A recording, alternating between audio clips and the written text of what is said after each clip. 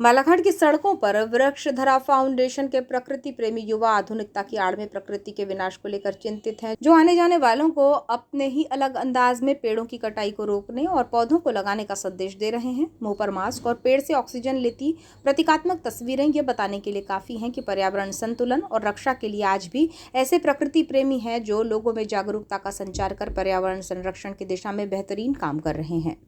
बालाघाट की सड़कों पर इन युवाओं को जिसने भी देखा, इनकी तख्ती पर लिखे संदेशों को पढ़ा तो आश्चर्य का भाव होने के साथ ही प्रकृति की रक्षा की ओर ध्यान भी केंद्रित हो गया। इन युवाओं का मूक प्रदर्शन बालाघाट गोंदिया नेशनल हाईवे को लेकर काटे गए हरे भरे पेड़ों को लेकर था। इनकी मांग है कि फिर से इस रास्ते को हरियाली युक्त बनाया जाए। वृक्षधरा फाउंडेशन महाराष्ट्र राज्य पड़ोसी जिले के गोंदिया के युवाओं का एक स्वयंसेवी संगठन है। बताया गया कि ऐसे युवा इससे जुड़े हैं जो सामान्य तौर पर जीवन यापन करते हैं। साथ ही कई लोगों ने इन्हें साथ दिया है और मुहिम की सराहना भी की जा रही है। ये युवा नेशनल हाईवे निर्माण को मानवीय आवश्यकता की पूर्ति करने वाला तो बताते हैं, लेकिन इसकी आड़ में प्रकृति का विनाश किए जाने की नाराजगी भी जताते हैं। बताया गया कि बालाघाट गोंदिया नेशनल हाईवे निर्माण के लिए सड़क किनारे सैकड़ों पेड़ों को काटा गया। जो रास्ता कभी हरियाली युक्त था आज वीरान नजर आता है। जहां पेड़ों की छांव आवाजाही करने वालों को सुकून देती थी, आज वहां पर धूप और केवल रफ्तार भरते वाहनों की दौड़ है। 27 जून को बालाघाट में पहुंचकर काली पुतली चौक और हनुमान चौक पर सड़क किनारे पोस्टर्स, बैनर्स और पेड़ों से ऑक्सीजन के प्रतीकात्मक मूक प्रदर्शन से युवाओं ने संदेश देने का काम किया है।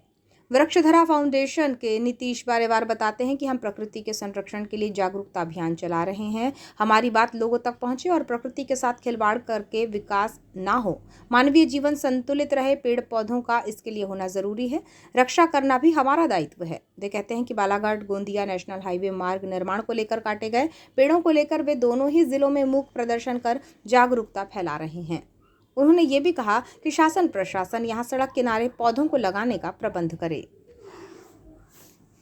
वारंवार निवेदन दे करके उनके साथ में बैठक लेकर के हाईवे पे जो 100 वर्ष पुराने पेड़ काटे गए हैं, जो हमारे जन्म से भी कई वर्ष पहले के पेड़, जो एक छोटा पेड़ जितना ऑक्सीजन नहीं देता उतना एक 100 वर्ष पुराना पेड़ देता है।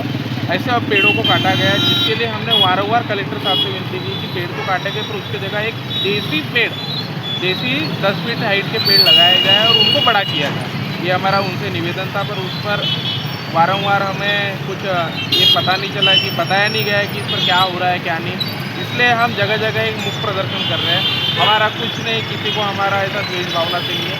बस एक विकास तो हो रहा है, पर प्रकृति के साथ खिलवाड़ करके ऐसा विकास ना हो, इस भावना के लिए मैं मानवीय जीवन संतुलन बनाए रखने के लिए प्रकृति का संतुलन बनाए रखना बहुत आवश्यक है। इंसान को जीने के लिए हर चीज़ में वृक्षों की ज़रूरत है और वृक्षों की रक्षा करना हमारा दायित्व है।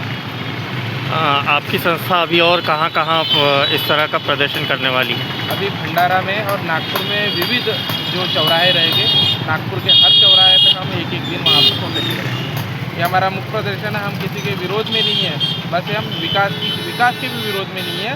विकास होना चाहिए, पर प्रकृति के साथ खिलवाड़ करके ऐसा विकास हमें अपेक्षित नहीं है। क्या अंदाजा है कि बालाघाट से गोंदिया के बीच में कितने वृक्ष काटे गए होंगे लगभग?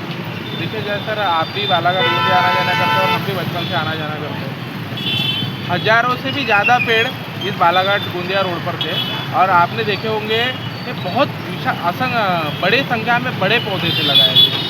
आज उन पेड़ों को काटा गया। दोनों साइड में बंजर ज़मीन जैसी लगती कि रेगिस्तान में से हम जा रहे हैं। और इस रोड को देख करके कहीं ना कहीं हम ये सोचते हैं कि हमारे पूर्वजों ने हमारे लिए एक कितना हरा भरा संतुलन बनाया हुआ पर्यावरण दिया था।